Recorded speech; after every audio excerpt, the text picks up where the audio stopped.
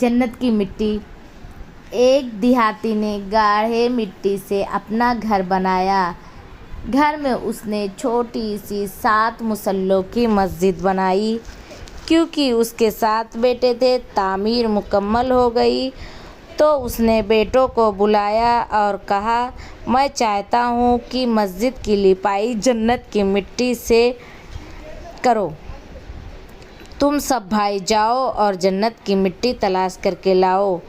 बेटे परेशान हो गए कि जन्नत की मिट्टी से कहाँ से लाएं। बाप का हुक्म था।